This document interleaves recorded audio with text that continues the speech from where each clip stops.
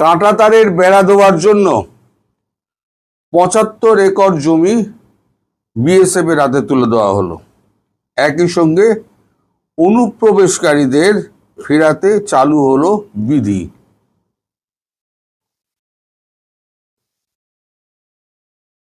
মানে এগুলো অনেক আগেই আমি বলেছিলাম, এখন ধীরে ধীরে কাগজে বেরোচ্ছে, তাই আমি এটা দেখিয়ে দিলাম যে আমার পূর্ব খবরের সত্যতা কতটা। তো যাই হোক, কয়েকজন আমায় লিখেছেন যে আপনি কি খবরের কাগজ পড়ে সাংবাদিকতা করেন? হ্যাঁ, বললাম না ভাই, আমি অনেক আগে এগুলো বলেছি, কিন্তু তখন আপনারা আমায় অনেক নামে দেখিয়ে দিয়েছিলেন। কিন্তু এখন যখন কাগজের সত্যতা বেরোচ্ছে, তখন সেই সত্যতা প্রমাণ করার জন্যই কাগজগুলোকে আমি দেখিয়ে দিই। আমি এই অবৈধ অনুপ্রবেশকারীর যে জন্য বিধি চালু হচ্ছে সেটাও বলেছিলাম। কাঁটাতারের বেড়া দেওয়ার জন্য জমি দেওয়া হবে, বিএসএফ এর ডিজিকে ডেকে পাঠানো হয়েছে, সেটাও বলেছিলাম। এই দুদিন আগের ভিডিওতেই বলেছিলাম, নবান্নে ডাকা হয়েছে। তা আমি যেগুলো বলি একটু আগে বলি, পরে কাগজে বেরোয়। এই যে আমি বলছি ডিসেম্বরের মধ্যে শেখ হাসিনা ফিরবেন, এখন শেখ হাসিনা হঠাৎ করে এরকম কাগজে ইন্টারভিউ দিচ্ছেন কেন? আরো একটা খবর আপনাদের দিয়ে রেখে দিই, আগাম মনে করে রাখবেন, আমি আগাম দিচ্ছি আপনাদের। সেটা হচ্ছে বাংলাদেশ সংলগ্ন সমস্ত ভারতের আকাশপথ কিছুদিনের মধ্যে বন্ধ হয়ে যাবে। এটা কাঁটাতারের বেড়াটা কমপ্লিট হওয়া অবধি অপেক্ষা করবে, তারপরেতে এটিকে বন্ধ করে দেওয়া হবে। আগে নিজেদের প্রস্তুতিটা, ঘরের প্রস্তুতি শেষ করা হচ্ছে, তারপর যা হয় হবে। কি হবে তা আমি এখন বলতে পারবো না, আগাম আমি বলতে পারবো না, তবে কিছু একটা হবে, নইলে এত প্রস্তুতি কেন? এখন অনেকে আমায় লিখেছেন যে আকাশপথ বন্ধ হলে আপনাদের অসুবিধা হবে। আমাদের অসুবিধা একটাই, সেটা হচ্ছে ত্রিপুরা যাওয়া। এখন খবরটা পেলাম কি করে? এই উড়ো খবরটা আমার কাছে দুদিন ধরে ঘুরে বেড়াচ্ছিল। কালকে আমি ডিরেক্টর জেনারেল অফ সিভিল এভিয়েশনের এক বন্ধুকে ফোন করেছিলাম। তিনি আমাকে গাঁই গুঁই করে বললেন যে হ্যাঁ, এরম একটা জিনিস হতে পারে, তার ইঙ্গিত পাওয়া যাচ্ছে না। কিরাম ইঙ্গিত? না, যে সমস্ত রুটগুলো আছে, যারা ওই রুটে কলকাতা টু ত্রিপুরা চালায়, সেই সমস্ত এয়ারলাইন্সগুলোকে জানিয়ে দেওয়া হয়েছে যে আপনারা রুট পরিবর্তন করে অসম হয়ে আপনারা ত্রিপুরা পৌঁছান, যথাশীঘ্র সম্ভব আপনারা রুট পরিবর্তন করুন।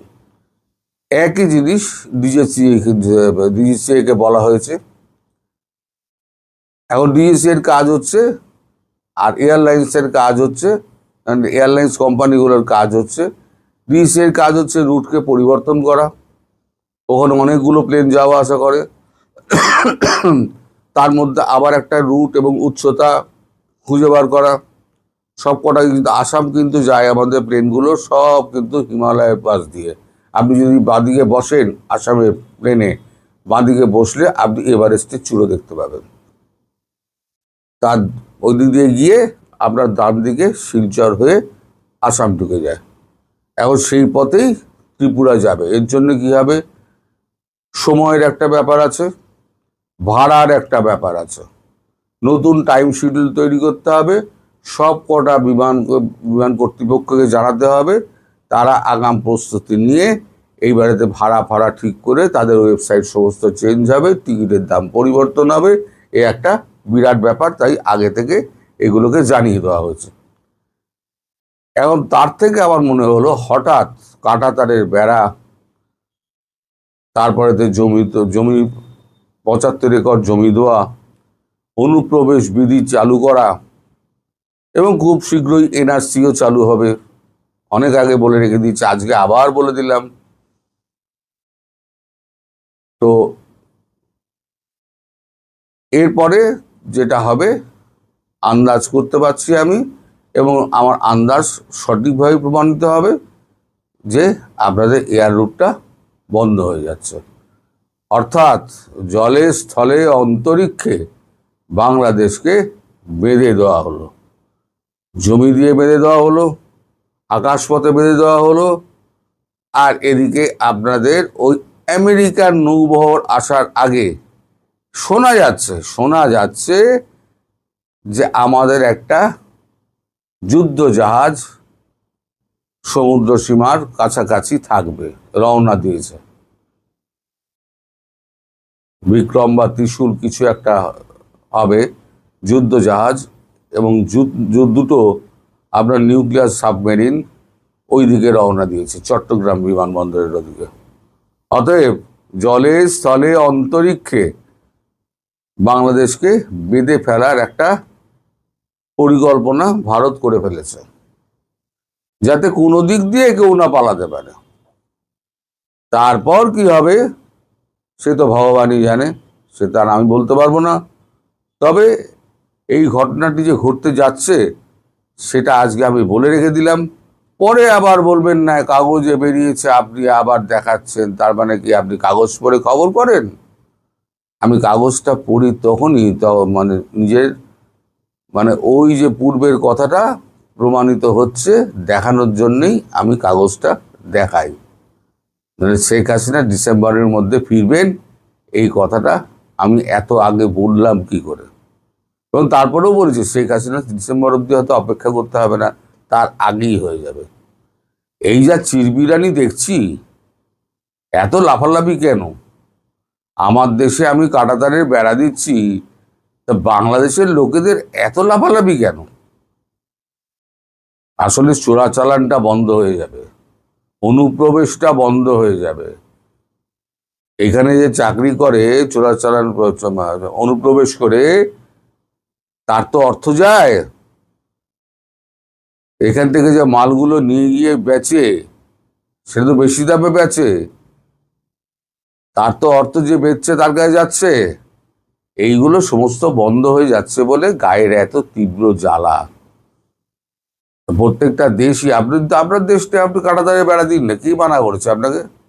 আপনার সীমান্তে যদি আপনি কাঁটাতারের বেড়া দেন আপনাকে কেউ বারণ করবে? কেউ বারণ করবে না। আপনার জমিতে পাঁচিল দিয়ে আপনি দিতেই পারেন, ভারতও দিচ্ছে, তা আপনার চিরবিরানি হচ্ছে কেন? সবসময় যা হচ্ছে ভারতের, এই যে আমেরিকাতে 5টা মুসলিম যুবককে মসজিদের মধ্যে ঢুকে গুলি করে মেরে দিল। ওই আপনাদের তো একটা কথাও তো বললেন না আপনারা। আমেরিকার প্রভুত্ব, একজন তো কোরআনকে রাস্তার উপরে জ্বালিয়ে লাথি মেরে ছুঁড়ে ফেলে দিল, আপনারা তো একটা কথা বললেন না। এইটা যদি ভারতবর্ষের কোনো মন্দির বা মসজিদের সামনে হতো তাহলে এতক্ষণে সব গাজওয়াতুল হিন্দের একেবারে মানে স্লোগানে ভরে যেত, আর ভারত দখলের জন্য সব চিন্তা আরম্ভ হয়ে যেত। কি করে ভারত দখল করবে? ওই ল্যাংড়া পায়ে এখন মমতা দিত নেই, আর তো ভারত দখলের স্লোগান তো আর হবে না। মমতা দিত এখন তো শুধু আর কদিনের বাদে দেখবেন শুধু বোর্ডটা আছে আর দুজন বসে আছে, মমতা বন্দ্যোপাধ্যায় যদি বাইরে থাকে, অভিষেক বন্দ্যোপাধ্যায় যদি বাইরে থাকে, আর সুব্রত বক্সী, নইলে একা সলতে জ্বালিয়ে সুব্রত বক্সী ওই বোর্ডটির নিচে দোকান খুলে বসে আছে, আর কিছু থাকবে না। সুতরাং আপনাদের যত স্বপ্ন ছিল সব স্বপ্ন ভঙ্গ হয়েছে বলে আপনাদের এত চিরবিরিনি হচ্ছে। আসল স্বপ্ন ভঙ্গ হবে কিন্তু কদিন বাদে। কদিন বাদে বুঝবেন কত ধানে কত চাল। নরেন্দ্র মোদী, তাকে কখনো আপনি ভাববেন না, সে অত্যন্ত সহনশীল, সে সুযোগ দেয়।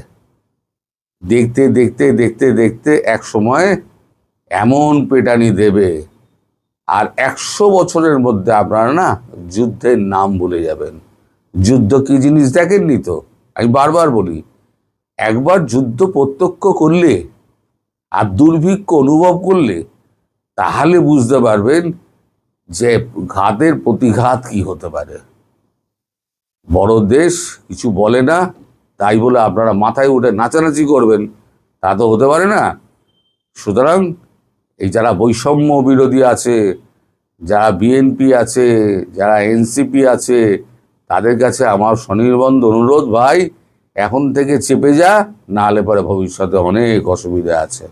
আর আকাশপথটা বন্ধ হয়ে গেলে পুরো একেবারে যাওয়া আসার 12টা বেজে গেল। সবাই ভালো থাকবেন, সুস্থ থাকবেন এবং সাবধানে থাকবেন। নমস্কার।